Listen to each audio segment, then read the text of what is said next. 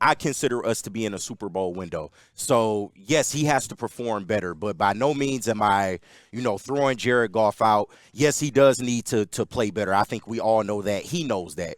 But, he's going to be here, and fans have to accept that. Yeah, and they're not letting the interviews go. Well, in the chat.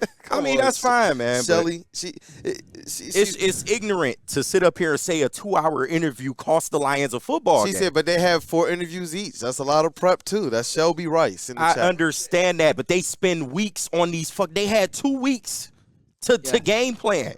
We talk about interviews. They had 2 fucking weeks to game plan. What are we talking about? Well, and that's true. They had an extra week. Like, come on. I appreciate. And the Commanders is a team that they did not face. So, if anything, they would have game planned for the Commanders more than everybody else. So, I don't like that. That you got to – come on, man. Let's get to the next 7 because I know Flannel save that tape. Save the tape. We got to do better than that. We do. And for me, I am so glad we had yesterday because I needed to be with Queen Kool-Aid. But I am glad this, though. Seeing that loss, there was no way that I was going to be able to take that loss at home.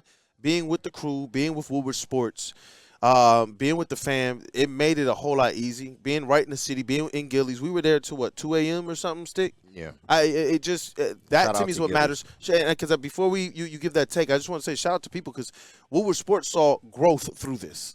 It was insane. Our largest Stick, what was it? Our largest live show, one of our largest ever, 65. I know it's way up now.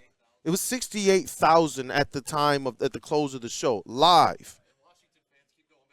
And it's going up. The post game, 40,000 live, Stick. 40,000, 100,000 people, man, for the game and the post game. So shout out to Woodward Sports.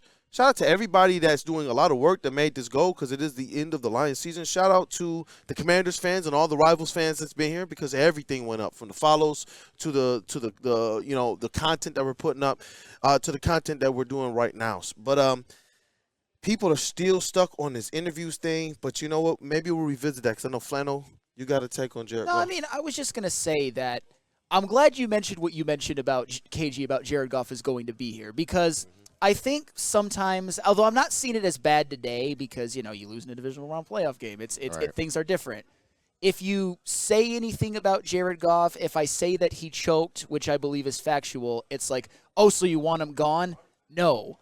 He's not going to be gone. He's under contract. He needs to play better next year in the playoffs. Obviously, he needs to play well in the regular season again so that they get to the playoffs. But you can't be one of the biggest reasons why your team wins 15 games in the regular season and then be one of the biggest reasons why your team loses in the playoffs. It's not something we should accept. But at the same time, we hope that when Jared Goff's story is written, this is just a footnote and not like a can't win a big game narrative. And it's up to him. It's up to him to write his own story. And he's a big reason why we even got to this point. Yeah. So you got to give him respect for that. And ultimately, he needs to play better, but you got to call it. It is what it is, man. They lost this game a lot because of what Goff went in there and did. A couple of those interceptions were just god-awful, man. The pass to J-Mo, the overthrow to St. Brown. I mean, you just can't do that in a divisional round playoff game with everything on the line. But do I have confidence in Jared Goff to go back to the drawing board and get this thing together? Absolutely, I do. This is what you're paying him to do. So we have to see it. There is no choice. There's no opinion. He has to be better, like flat out. And you know what? When we go back to the question of the day that we started off with the chat, does this cast any doubt on your Super Bowl expectations for the Detroit Lions in this regime? Where my mind instantly goes is Jared Goff. When you talk about Brad Holmes, I have no worries. Dan Campbell, there's questions there. People want to see who he's going to be without Ben Johnson and Aaron Glenn, but I have less questions there because we've only seen Dan Campbell in 4 years pick the right coordinators. Make the right changes. I'm not worried about him as a manager of this football team. Even overcoming injuries. Think about this. I don't believe we'll ever see, and I will knock on whatever wood I can find, another season where we lose this many people. But if we do, I am comfortable with him as our head coach and our leader of men. Absolutely. So from that standpoint, I'm good. Aaron Glenn and Ben Johnson, they they're not going to be here. So when you talk about the Super Bowl expected window and the leaders that are currently here, Jared Goff is the one that is fully in the spotlight for me. And that's one where he had a bad game. Last year, he played clean football, and he was a part of the reason why we had an opportunity to go to a Super Bowl. And this season is the reason why you got to say, you know what? Regardless of the situations that you think Ben Johnson placed you in, one of the things we talked about this season was that Jared Goff has the opportunity at the line of scrimmage to also say what he thinks would work best and put the team in that position. Yeah. If I'm Jared Goff in that position in the playoffs, there's no way. Wait, what? You want me to motion David Montgomery out wide? Hell no. And you especially when you know who the target's going to be on. And if Ben Johnson takes a head coaching job, he's not even going to take the flag for it.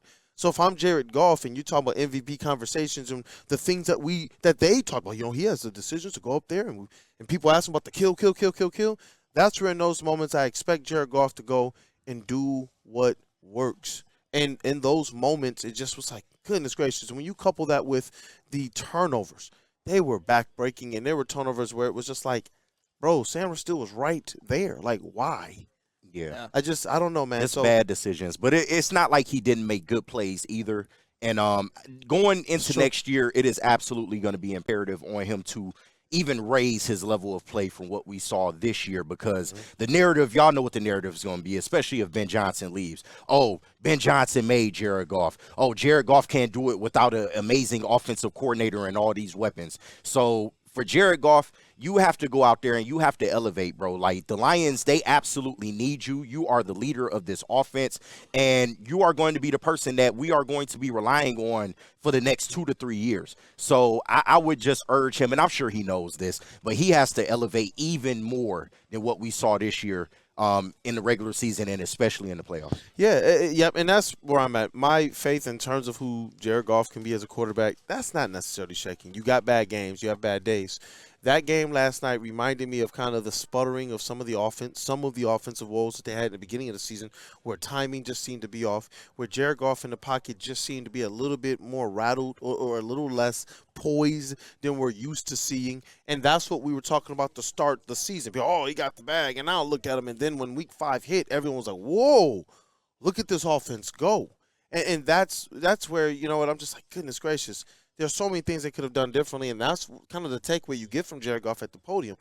But I do believe in terms of this Super Bowl expected window, he is a quarterback you can win the Super Bowl with. I do expect Jared Goff to be a person who is more perfect more times than not. I do expect that we will see a game or two like this. It just so happened to coincide with probably one of the most important games. I don't know how you match it up with the NFC Championship game last year, but he played good last year. Yeah. But this one was, up to this point, number 1 seed, Super Bowl expectations. This meant a lot to the history of the Lions organization. Well, and that's why, to go back to the original question, the question of the day, I don't have doubts that this team has the right stuff, the right makeup, the right from top down organizational competency to get to a Super Bowl, win a Super Bowl.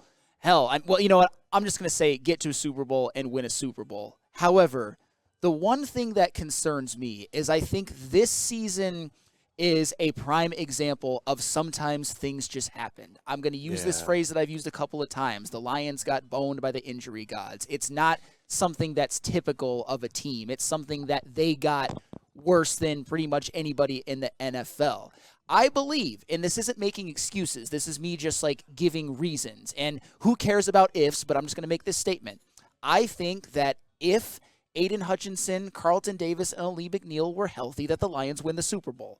But that doesn't matter because it didn't happen. And you never know what can happen next year, and you never know what's going to happen in terms of hiring new coordinators. What if the guy they get to replace Ben Johnson isn't good? What if the guy they get to replace Aaron Glenn isn't good? What if the guy they get to replace Aaron Glenn can't dial up game plans like he dialed up against the Vikings, facing a Sam Darnold who holds the ball too long and just going at him and blitzing him? 4 or 5 teams, 9 points or less this year. And that's the thing. And I'm not saying they can't. I'm just saying they're probably going to lose a couple of coordinators, and things just happen. Hopefully next year they're more healthy, which I expect them to be, but you don't know who goes down. I don't even want to put any names out there in the open, but one of the most disastrous things happened this year. Aiden Hutchinson. I think ultimately it played a role in costing the Lions a Super Bowl. So you just never know. Yeah. That's why these seasons, that's why last year, that's why this year was so precious, and it's so disappointing. Yeah, and I still see some people in the chat here. Jerry Miller says, the hate is crazy. JG got us here. QBs have bad playoff games. Let's get better. It's not hate. To analyze what went wrong in terms of the blame, that's something that you're going to do and assess. And you hope that Jared Goff is assessing this too. Jared Goff has talked about it, and he stated what he stated. Yeah. Yes, I do believe, hey, I wonder, if I don't have these turnovers, do we win this game? And it's measured when you state it that way because you don't want to take anything away from what the Commanders did as well. I could tell that in a statement, but if you read between the lines, he believes if he doesn't have the turnovers, this team wins the game. No matter what the calls or this, that, and the other, the one thing we know about those quarterbacks that we want Jared Goff to be compared to, when the MVP conversations and all that went down, what did we say about Josh Allen? My man was in our house playing backyard football. He just stepped up and he put it on him and he did his thing. And I do believe that Jared Goff has done that a lot of times. But in this game, he did not. And so in this game, he does have to be somebody who shoulders a lot of the blame. Yes. We'll get to our pie chart. Yeah, we will. We got to talk about Dan Campbell, but what's up, though? But I don't like that comment because that to me is just small-minded thinking.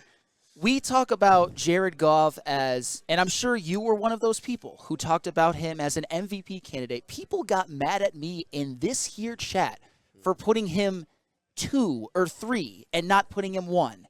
And then he stinks it up in the playoffs, he chokes, and then you give the, oh, he got us here, be grateful. That's not big boy organization thinking. No. That's Goff dick sucker at all costs thinking. That's what that is. And I'm not trying to go too hard at Goff because I expect him to bounce back in next year's playoffs should they get there. But this was an opportunity, and he failed. Failed, choked, any way you want to say it. If it were any other quarterback in the league, you would be saying the same thing. Even if it was Patrick Mahomes, who has 3 Super Bowl MVPs, and he put up a performance like that in the divisional playoffs, we would be pointing and laughing. We were doing that last year when Brian Branch picked him off to win the game effectively. And that, my point is that we have to hold Jared Goff to the standards at which he is talked about by us and which he played in the regular season. So our narrative of fans of learning how to be a team that has Super Bowl expectations and a fan that's Super Bowl expectant is that. Hold your guys accountable. If I thought that Jared Goff was just a game manager, I would get up here and say Ben Johnson failed him. I would say different things, but I believe that he is legitimately a guy who deserved to be in the MVP conversations, and so I do believe you hold him to that standard. You hold him accountable. Absolutely, you don't hate on him. I don't think he's trash by any stretch of the imagination. I believe the Super Bowl window is still open because he is here. I do believe that. And Old Jarhead says it's not all on Goff either, but it starts with the QB. Does it start with the QB or does it start with the head coach? Dan Campbell took the blame on himself.